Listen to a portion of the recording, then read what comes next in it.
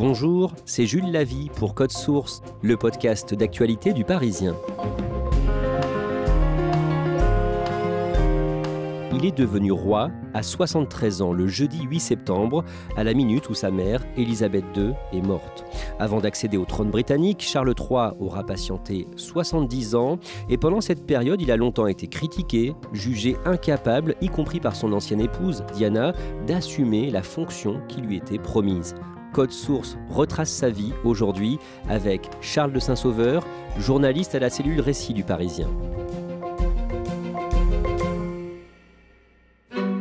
Le vendredi 9 septembre, à Londres, au palais de Buckingham, en fin de journée, Charles III va enregistrer son premier discours depuis qu'il est roi. Ça fait quand même 50 ans qu'il attend ce moment. Il l'attend et peut-être le redoute, puisqu'il signifie que sa mère n'est plus de ce monde.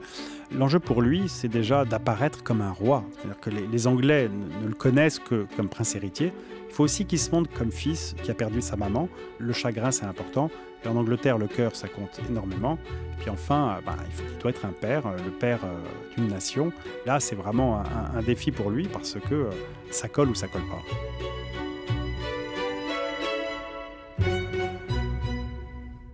On va revenir sur ce discours à la fin de ce podcast, mais on va surtout raconter ce qu'il a vécu avant d'accéder au trône. Charles est né le 14 novembre 1948 dans le palais de Buckingham à Londres, palais de la famille royale britannique, immense, 700 pièces.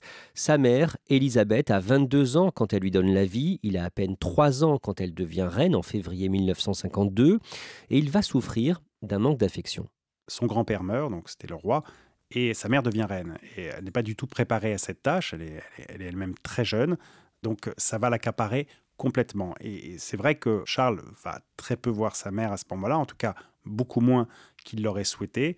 Il y a une anecdote d'ailleurs un petit peu cruelle à ce sujet, c'est que assez rapidement après son sacre, en juin 1953, elle entame un grand voyage dans le Commonwealth. Alors à l'époque, les voyages, ça dure 6 mois. Et quand elle revient, donc Charles a 5 ans, elle descend la passerelle de l'avion et elle lui adresse à peine un salut, alors que lui, évidemment, n'a pas vu sa mère depuis 6 mois. En 1960, quand il a 12 ans, Charles est envoyé en pensionnat en Écosse, à Gordonstoun. Charles est le premier prince d'Angleterre, le premier Windsor, à avoir été à l'école. Alors, pas à l'école publique, il ne faudrait pas exagérer. Ils étaient tous éduqués avant dans les palais par des précepteurs. Sa mère, Élisabeth, donc, aurait préféré Eton, qui est un collège très très huppé. Mais son père pense qu'il lui faut une éducation un peu à la dure, comme lui-même l'a eu d'ailleurs dans les années 1930. Alors, Gordonstoun, c'est un pensionnat au nord-est de l'Écosse, des douches glacées été comme hiver, des brimades, voire des châtiments corporels, tout ça dans un confort extrêmement spartiate. Ça s'accorde très très peu au caractère de Charles, qui est plutôt d'une nature sensible et tourmentée. Enfin, en gros, il déteste cet endroit.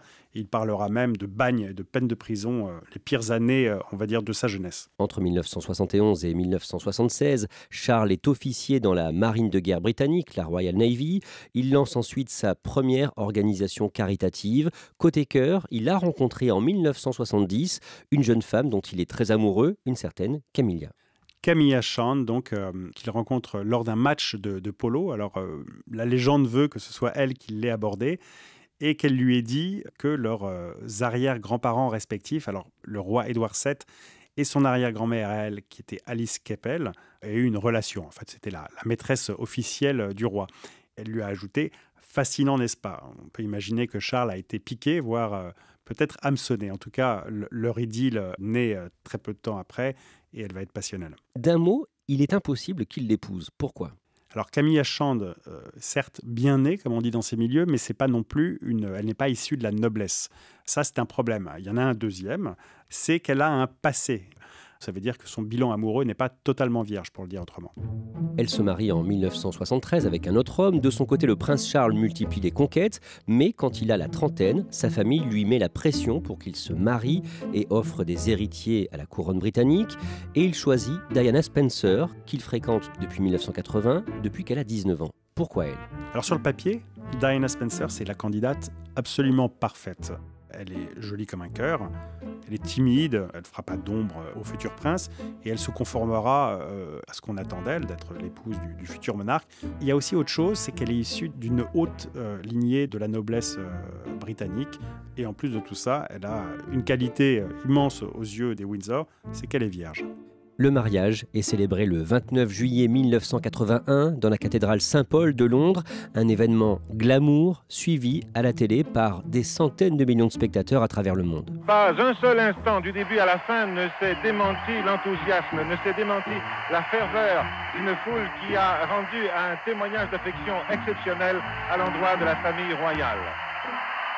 Diana va donner naissance à 2 héritiers, William et Harry. Problème, Charles de Saint-Sauveur, le prince est toujours amoureux en réalité de Camilla. Leur liaison continue et tous les Britanniques l'apprennent en 1992 à travers un livre choc, Diana, sa véritable histoire. Son auteur, Andrew Norton, a recueilli les confidences de la princesse. On ne sait pas exactement quand la liaison a repris. On dit même que la veille de son mariage, en juillet 1981, Charles a passé la nuit avec Camilla. Bon, évidemment, jamais confirmé. Ce qu'on sait, c'est qu'il a jamais cessé d'être amoureux de Camilla. Et à la naissance de Harry, donc en septembre 1984, leur liaison reprend et devient très très vite un secret de polichinelle, à la fois dans l'entourage du prince et puis en fait très rapidement dans les rédactions des tabloïds. Charles et Diana se séparent la même année 92, le 9 décembre, et quelques jours plus tard, en janvier 93, un quotidien à scandale, le tabloïd The People, dévoile des enregistrements audio de conversations intimes, privées, entre Camilla et Charles. Ce sont des conversations extrêmement triviales. Il faut savoir que les 2 amants s'étaient choisi des noms de code pour essayer de rester incognito. Alors, c'était Fred pour Charles et Gladys pour Camilla. Fred et Gladys, donc, ont une espèce de conversation hautement sexuelle. Alors Charles lui dit dans la conversation qu'il rêve d'être dans son pantalon pour être au plus près d'elle. Et quand Camilla lui demande s'il veut quand même pas être sa petite culotte, il va même plus loin en disant qu'il rêve de se muer en tampax. C'est très très très shocking, comme on dit en Grande-Bretagne. En 1994, le prince Charles se lâche au sujet de la famille royale dans un livre, sa biographie officielle. C'est une biographie qui est en fait une contre-offensive. On est en plein bashing anti-Charles à ce moment-là. Il faut qu'il se défende, il faut qu'il donne sa version. Et là, dans ce livre, il se livre comme il se livre rarement. Il parle de son éducation qui était difficile. Il parle du manque de tendresse de sa mère. Il parle de la rudesse, voire de la cruauté de son père. Et puis, il dit aussi une chose qui est vraiment très importante, qui est que finalement, l'opinion, les médias, sa famille lui ont obligé à épouser une femme qu'il n'aimait pas, Diana, et qu'il en a été très malheureux. Diana riposte l'année suivante, le lundi 20 novembre 1995. Elle accorde une interview exclusive à la BBC et elle évoque la liaison entre Charles et Camilla. What evidence did you have that their relationship was continuing even though you were married? A woman's instinct is a very good one. Elle dit tout ça d'un sourire blessé, donc qui va droit au cœur des Britanniques. Nous étions 3 dans ce mariage, c'était un petit peu surpeuplé. Well, there were 3 of us in this marriage, so it was a bit crowded. Charles est immédiatement crucifié. Dans la même interview, Diana émet des doutes sur la capacité du prince Charles à régner un jour. Oui, et ce que Diana dit, c'est qu'elle connaît son Charles en quelque sorte, elle connaît sa nature, et elle sait qu'il aura du mal à s'adapter aux contraintes de la vie d'un monarque. Because I know the character, I would think that the top job, as I call it, would bring enormous limitations to him. And I don't know whether he could adapt to that. Le coup est tellement dur que là, la reine réclame immédiatement le divorce. Elle siffle la fin de la récré. À ce moment-là, beaucoup pensent que Charles ne régnera jamais. Ça a été beaucoup dit dans les médias que Charles ne régnerait jamais, que la couronne sauterait directement sur la tête de son fils William. Disons que ça arrangeait bien l'opinion publique qui détestait Charles à ce moment-là. Mais en fait, il n'en a jamais été question. On ne badine pas avec l'ordre dynastique. Et dans la tête d'Élisabeth, comme dans la tête des experts, il n'a jamais été question que Charles passe son tour, en quelque sorte, au profit de son fils. Le divorce de Charles et Diana est prononcé en 1996. Camilla, elle, a divorcé de son côté l'année précédente. Charles et Camilla sont donc libres de se marier ensemble en théorie, mais en pratique, c'est impossible. La reine ne le veut pas. Non, la reine ne le veut pas. Alors déjà, Camilla est détestée. C'est la sorcière, la briseuse de ménage. Mais elle est aussi persona non grata à Windsor. La reine ne veut même pas qu'on prononce son nom en sa présence. C'est dire un petit peu le tort qu'on pense qu'elle a fait à la monarchie, qui est effectivement assez impopulaire à ce moment-là. Pendant l'été 1997, le 17 juillet, Charles s'oppose ouvertement à sa mère, la reine. Il organise pour les 50 ans de Camilla une grande fête dans son manoir, Highgrove House, à 200 km à l'ouest de Londres. Highgrove House, c'est à quelques kilomètres de la résidence de campagne de Camilla. Donc quand Charles l'acquiert au début des années 80, lors de son mariage avec Diana, il y a déjà quelque part anguille sous roche. Donc effectivement, ils s'y sont beaucoup vus dès que Diana avait le dos tourné. Et là, il y a cette fête pour les 50 ans de Camilla, qui est une sorte de déclaration de guerre de Charles à sa mère, mais aussi à l'opinion en quelque sorte. C'est-à-dire que vraiment, il va falloir faire avec. Madame, monsieur, bonjour. La princesse de Galles, Lady Di, est morte cette nuit à Paris. Quelques semaines plus tard, le 31 août, Diana meurt à 36 ans dans un accident de la route à Paris, sous le pont de l'Alma, alors qu'elle était poursuivie par des photographes à moto. Le prince Charles vit ce deuil sous l'œil des caméras du monde entier, mais Charles de Saint-Sauveur, après la disparition tragique de Diana, il arrive à retourner la situation en sa faveur. Très logiquement, Charles aurait dû être désigné comme le coupable de la mort de Diana, puisqu'il avait été en gros le bourreau du mariage qui a tourné à la catastrophe. Il était très très bas dans l'opinion à ce moment-là, et étrangement, c'est pas lui qui prend la foudre, c'est la reine qui est accusée de manque de sensibilité, parce qu'elle ne prend pas la parole, parce qu'elle est réfugiée derrière les murs épais de sa résidence de Balmoral en Écosse. Charles, lui, au contraire, montre sa compassion de père par rapport à ses deux fils qui sont orphelins, et va chercher le corps de Diana à Paris. C'est lui qui le ramène en avion, et avec le soutien de Tony Blair, qui est le Premier ministre travailliste de l'époque, celui qui qualifie Diana de princesse du peuple, et qui a compris, comme Charles, tout l'enjeu qu'il y a pour la monarchie à se rapprocher de l'émotion planétaire qui est soulevée par la mort de Diana. Et pour la monarchie, en fait, c'est une question de survie. On fait un saut dans le temps de plusieurs années. Le 9 avril 2005, dans la chapelle Saint-Georges de Windsor, Charles et Camilla se remarient et à partir de là, le couple va reconquérir le cœur des Britanniques. L'opinion va mettre du temps à accepter Camilla, mais ils comprennent que visiblement elle rend Charles plus heureux, moins tourmenté. Ensuite, du temps a passé et ils se disent qu'effectivement, Charles, il n'a pas épousé la personne qu'il aimait et que son véritable amour, qui était un amour qui était bien antérieur à son mariage avec Diana, c'était Camilla. Et qu'au fond, c'est une très belle histoire. Et quelque part, la revanche de Camilla, ça va droit au cœur des Britanniques. Dans les années 2010, le prince Charles remplace de plus en plus régulièrement sa mère lors d'événements officiels. Au milieu des années 2010, vers 2014-2015, Elisabeth, qui est quand même très âgée, a décidé de ne plus voyager. Donc c'est Charles qui va la représenter à l'étranger. En fait, il fait beaucoup plus que cela. Il la représente dans les instances du Commonwealth, qui est quand même la chasse gardée de la reine. Il l'accompagne au discours du trône. Il la remplace aussi au pied levé sur des inaugurations, des passages de revue, à tel point d'ailleurs qu'on commence un petit peu à parler d'un mot absolument tabou à Buckingham, qui est le mot de régence. La reine apparaît, évidemment, c'est elle qui prend toute la lumière, mais en coulisses, l'influence de Charles se fait de plus en plus sentir. Charles a aussi accès à ce qu'on appelle les boîtes rouges, les valises officielles qui contiennent des documents diplomatiques. Charles a accès à ces fameuses boîtes rouges, comme sa mère y avait accès quand son père, le roi George VI, était encore en fonction. En gros, ce qu'elles contiennent, ces boîtes rouges, c'est des documents classés, très secrets, qui nourrissent les échanges que la reine a avec les premiers ministres tous les mardis, qui la tiennent au courant des affaires du royaume. Le fait qu'il y ait accès montre que son influence grandit de plus en plus et que finalement la suite se prépare bien avant la mort de la reine. Ça veut dire que les rapports entre Charles et sa mère se sont améliorés à ce moment-là ? Oui, on peut vraiment dire qu'une confiance nouvelle qui naît entre eux, une confiance un peu contrainte puisque Charles va devoir reprendre sa succession, donc il faut qu'ils s'accordent, mais ils y arrivent. Il y a même de l'affection qui commence à voir le jour. D'ailleurs, lors du jubilé en 2012, Charles commence son discours en appelant la reine « Mummy ». Your Majesty, Mummy. La foule, évidemment, s'extasie. Et là, on est surpris, on se dit qu'il y a peut-être quelque chose qui a changé dans la famille. En 2015, le journal Le Guardian révèle que le prince Charles a régulièrement donné son avis par écrit aux dirigeants politiques britanniques, alors qu'il n'a pas le droit de le faire. Affaire baptisée Black Spider Memos, les notes de l'araignée noire. En français, on dirait plutôt les notes pattes de mouche en raison de son écriture. Oui, voilà, c'est des pattes de mouche, il y a beaucoup de ratures.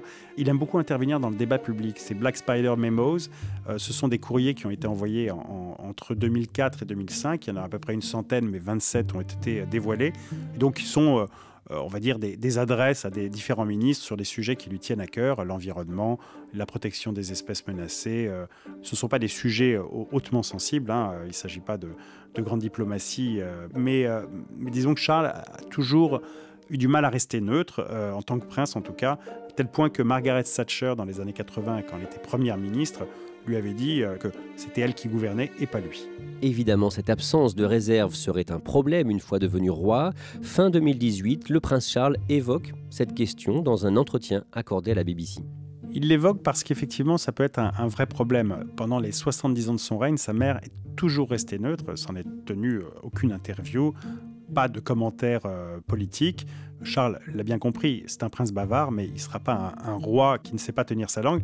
Et donc il s'en ouvre à la BBC pour dire « Je ne suis pas aussi stupide, je ne serai pas un roi intrusif ». Charles le Saint-Sauveur, on en vient à l'année 2022. En février, le prince Charles fait preuve d'autorité contre son jeune frère, le prince Andrew, impliqué dans un scandale sexuel, accusé notamment d'avoir violé une très jeune femme quand elle avait 17 ans. On dit qu'Andrew est le fils préféré de la reine. Charles et Andrew, ces notoriétés publiques, se détestent depuis toujours. Charles a d'ailleurs dit un jour que Andrew aurait rêvé d'être à sa place. Il l'écarte sans ménagement. Il considère que Andrew a fait du tort à l'image de la couronne et qu'il peut être un danger pour son futur règne. Donc il faut le sortir du jeu. Et il est écarté de la famille royale, déchu de ses titres d'altesse royale et puis même de ses titres militaires. D'un mot, Charles avait aussi tranché au sujet du Mexit, le départ de la famille royale, de son fils, le prince Harry, et de son épouse Meghan en 2020. Il aime beaucoup son fils, Harry, c'est pas la question, mais comme futur roi, il doit prendre des décisions. Donc c'est lui qui est à la manœuvre lors du fameux conseil de Sandringham qui se tient à la mi-janvier 2020, juste après l'annonce du prince Harry et de Meghan de se mettre en retrait de la famille royale. Et là, alors, il tranche dans le vif, et avec les conseillers, en gros, il acte du fait qu'ils ne seront plus effectivement ni membres actifs de la famille royale, ni même Altesse royale. Le dimanche 6 février 2022, la reine Elisabeth a publié un message à l'occasion de son jubilé de platine, ses 70 ans de règne. Elle annonce une décision importante concernant l'épouse de Charles. Camilla et elle s'entendent finalement maintenant très bien. Et donc elle fait de Camilla une reine consort. Avec cette décision, Elisabeth acte que une fois qu'elle ne sera plus là et que Charles sera roi, Camilla sera beaucoup plus que l'épouse du monarque, mais sera une reine. Le jeudi 8 septembre, Charles et Camilla se sont rendus au chevet de la reine Elisabeth II dans sa résidence d'été, le château de Balmoral en Écosse, peu de temps avant l'annonce de sa mort à 96 ans. This is BBC News from London. Buckingham Palace has announced the death of Her Majesty Queen Elizabeth II. In a statement, the palace said the Queen died peacefully at Balmoral this afternoon. Quelques heures plus tard, Charles, désormais Charles III, arrive au château de Buckingham à Londres. Oui, Buckingham, ça va donc être son nouveau palais. C'est vraiment le siège du pouvoir royal. Donc, il se fait déposer en voiture devant les grilles. On pouvait s'attendre à ce qu'effectivement, il file directement dans le palais. Mais non, il choisit de sortir de la voiture pour aller saluer la foule. C'est un moment assez émouvant parce qu'on entend pour la première fois « God save the King ». Ça faisait 70 ans que cette phrase n'avait pas été prononcée par le peuple. C'est assez surprenant parce que le personnage est un peu guindé, mais là on voit bien qu'il y a déjà un petit style personnel qui s'affirme. Probablement que la reine, qui a fait beaucoup de bains de foule dans sa vie, mais ne se serait pas arrêtée devant les grilles pour aller saluer la foule. On en revient au début de ce podcast. Charles III enregistre son premier discours de roi, adresse à la nation britannique et au pays du Commonwealth, les anciennes colonies qui ont fait allégeance à la couronne britannique après la décolonisation. Comment il apparaît à l'image ? Charles apparaît dans un décor qui est assez familier aux téléspectateurs britanniques, puisque c'est un des salons de Buckingham. Il y a la cheminée derrière, il est assis derrière un large bureau. À sa gauche, il y a un portrait de sa mère qui est dans un petit cadre. Sa mère est habillée d'une des tenues turquoises qu'elle affectionnait. Et lui-même, Charles, porte un costume noir avec une cravate noire. Les Anglais remarquent tout de suite qu'il a vraiment l'air triste de l'enfant qui a perdu sa mère. I speak to you today with feelings of profound sorrow. Her Majesty the Queen, my beloved mother, was an inspiration, an example to me and to all my family. Il parle de la reine d'abord, et puis ensuite il évoque sur un ton beaucoup plus personnel la « Darling Mama ». To my darling Mama, as you begin your last great journey, I want simply to say this. Thank you. Il a des mots d'amour pendant tout le discours. Il les distribue à sa femme, Camilla, évidemment à sa mère, à son père, mais aussi à ses enfants. Et à Harry et Meghan, voilà, il leur tend la main, il leur déclare tout son amour. I want also to express my love for Harry and Meghan as they continue to build their lives overseas. Il n'anticipe pas sur ce que sera son règne, sur la tonalité qu'il veut lui donner. Il dit en revanche que il s'inscrit dans les pas de sa mère, que son règne effectivement sera occupé à défendre les principes constitutionnels qu'elle-même a si brillamment et intensément défendus pendant tout son règne de 70 ans. Il a le ton juste ? Il a vraiment le ton juste parce que de Charles, on pouvait attendre quelque chose d'un peu plus guindé, d'un peu plus solennel. Et non, il s'adresse en quelque sorte en fils qui a perdu sa mère, mais aussi en père de la nation. Donc oui, il a le ton juste, il parle vraiment avec son cœur.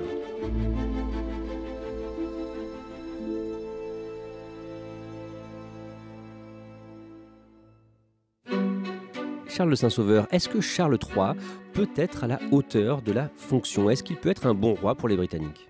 Le grand défi de Charles, c'est vraiment la cohésion du royaume. Est-ce qu'à la fin de son règne, le Royaume-Uni sera toujours aussi uni, sachant que l'Écosse a manifesté des volontés sécessionnistes ? Pareil pour le Commonwealth, il y a des États qui ont déjà annoncé qu'ils ne souhaitaient plus en être.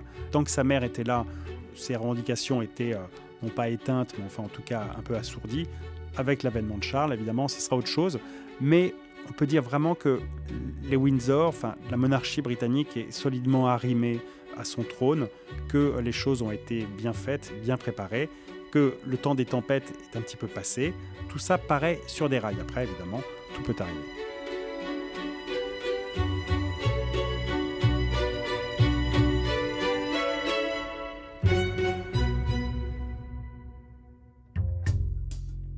Merci Charles de Saint-Sauveur. Cet épisode de Code Source a été produit par Clara Garnier-Amouroux, Thibault Lambert et Emma Jacob.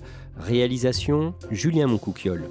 Code Source est le podcast d'actualité du Parisien. Un nouvel épisode chaque soir de la semaine. N'oubliez pas de vous abonner pour n'en rater aucun. Si vous aimez Code Source, n'hésitez pas à le dire en laissant un commentaire ou des petites étoiles sur votre application audio préférée. Vous pouvez nous interpeller sur Twitter, @codesource, ou nous écrire directement codesource@leparisien.fr.